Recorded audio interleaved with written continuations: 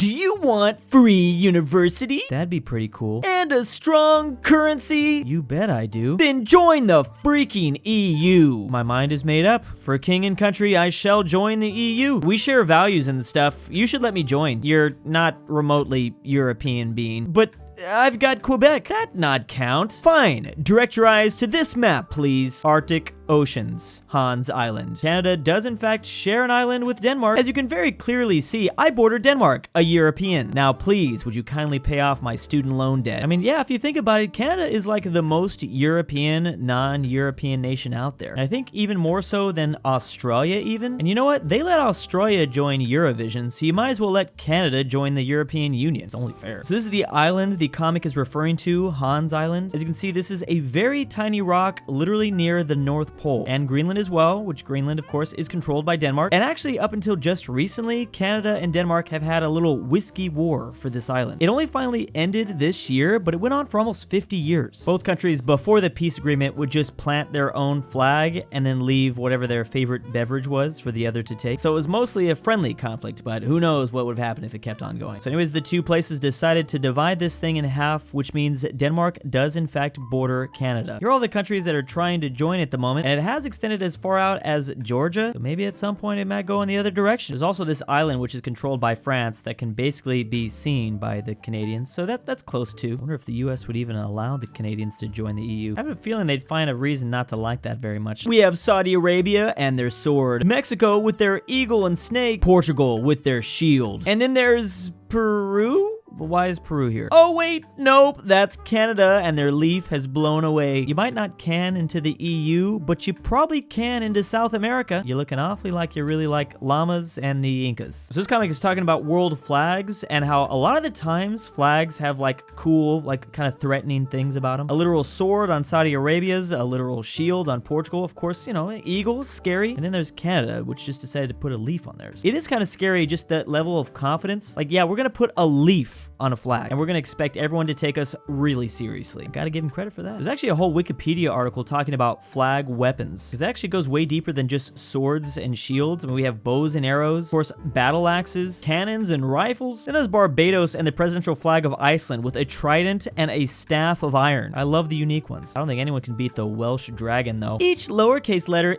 needs to be very unique to uppercases. To me, every lowercase letter is its own unique letter. I think we were just talking about tridents and we see it also in the Greek alphabet. To Amiya, every of each lowercase needs to be a corresponding to its uppercase. With each, everyone needs to be different, but also similar. I think most of us understand the Latin alphabet. Finally, we have the Cyrillic alphabet. Here we go, Bulgaria. And we're gonna just kind of select a few of those, and is it a copy paste sort of thing? Is that what we just did? Yeah, pretty much. And here's Bulgaria saying perfect. I feel like this is one of those things that not many Americans really think about that often, because we're just so used to only knowing the Latin alphabet. I mean, I guess I occasionally see the Greek alphabet if I go to like a Greek restaurant. I actually did not realize that every single uppercase is different than the lowercase. I mean, ours is for the most part different, but some are like kind of the same. Things like the S, the O, the C stand out, the V, the W. But then when it comes to the Cyrillic alphabet, I guess they actually have a ton that are pretty much just identical. Like they're just a little bit smaller. Same with like what we just said, the V, the S, the O. This might come as a bit of a surprise, but I don't often see the Cyrillic alphabet too often. I have yet to be in this part of Europe, Central Asia, Mongolia, or the Balkans. I guess there's a little bit in Israel as well. I wonder what some of the consequences are for making your uppercase and lowercase so similar. Some of the consequences and the benefits. I mean, I would imagine it would only maybe be a little bit harder for like new speakers of the language or new readers of the language. Like sometimes it might be hard to tell if you're looking at an uppercase or lowercase. But at the same time, is it really necessary to even have differences in your uppercase and lowercase letters? Or maybe I should be asking if it's even necessary to have lowercases at all. The Japanese alphabets don't even have capitalization. Maybe it's the other way around. They only ever have caps lock on. Maybe I should start learning some Cyrillic languages. Maybe this would make it easier. Hello, USSR. Do you want to help build armored vehicle together?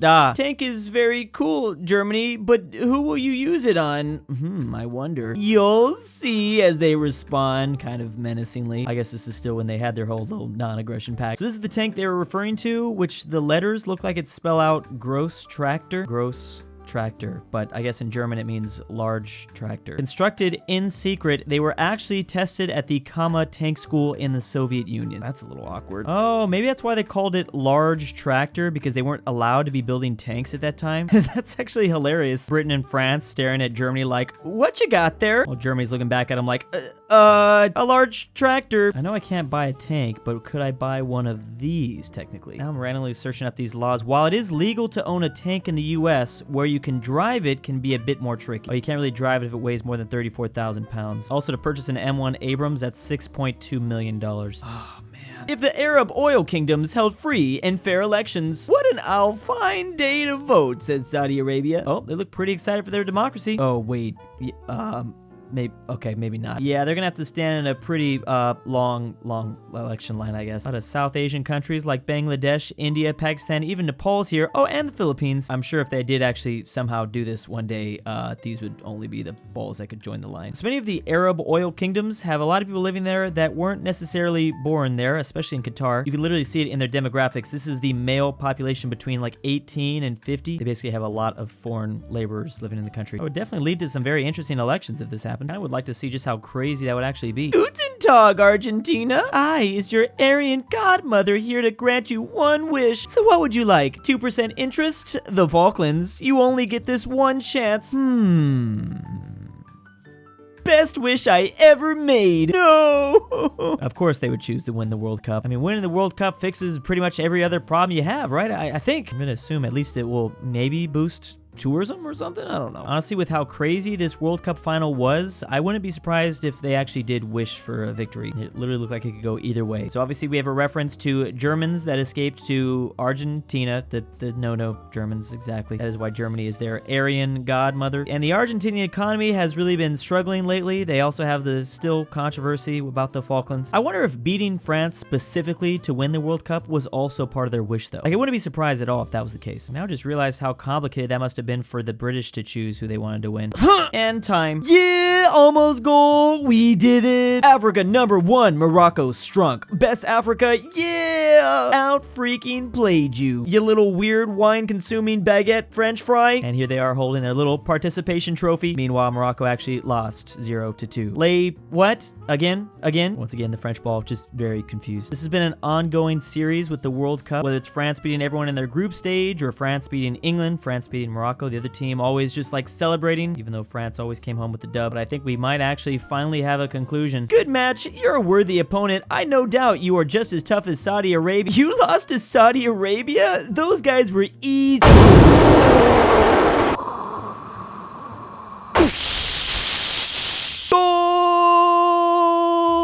Of you, just breathe air on me. One free shot of goal at me. Go ahead. Oh, I love the creepy sun.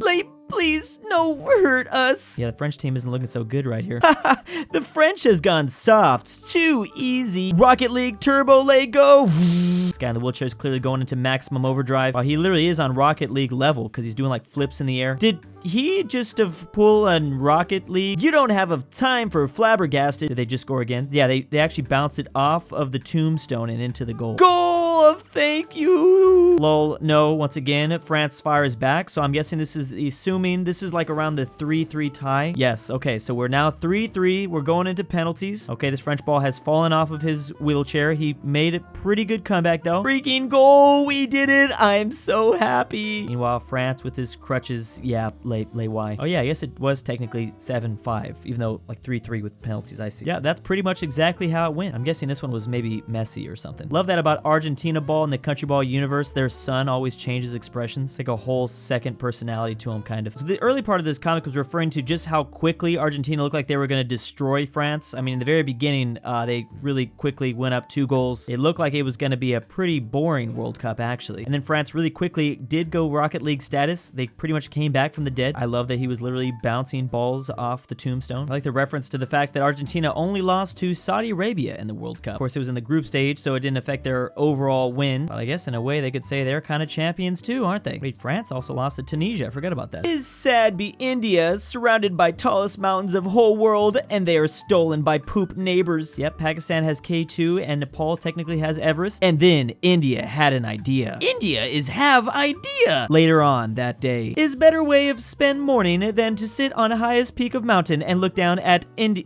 Wait, where India? Hey, I can't say that. Ah, that's India's plan all along. They're gonna build their own mountain, just their own mountain of garbage, I guess. As long as India's beating Pakistan, India and Pakistan probably have one of the greatest world rivalries of all time, up there with like Turkey and Greece. It would do literally anything to beat them. And interestingly, there is actually a mountain of rubbish in India, and it's kind of a little bit of a problem. It contains more than 16 million tons of trash. It's also spread across over 300 acres. So maybe they really are trying to build their own Everest. You can even climb it as well. I guess it's over 62 meters high. I'm pretty sure that could be some good news for tourism. America approaches Iraq. They trip and fall on their face. Oh, America has fallen. I have invaded Poland then. I feel like you could also take out Poland and put just Ukraine here. Works pretty similar. Oh wait, but there are their little Z's, I guess. Maybe they already took over Ukraine. Honestly, seeing Poland versus Russia in 2022 might be pretty interesting. I mean, I don't really want it to happen, but they do seem pretty enthusiastic about the whole idea. Everyone's just like, guys, please, we're trying to help Ukraine. Meanwhile, Poland and pretty much everyone that remembers the Soviet Union, yeah, they're ready to go. I wonder what that rock was like a metaphor for. This is like a Vietnam 2.0. And big thanks to my patrons. Drew, I'm stalking you and will kidnap you December 27th, 2022. DJ McSkillet, aPhatNarwhal. Drew's Argentinian $20 is a lottery. Bring back Evan Pryce. GoodOldRyah. Kilgore LuxembourgLover. Gamer Bassall 69. Patrick. Phresh Animations. RyeThePie. Scottish. If you hear this, I love you. The Mexican Twickenhamster. And why am I doing this?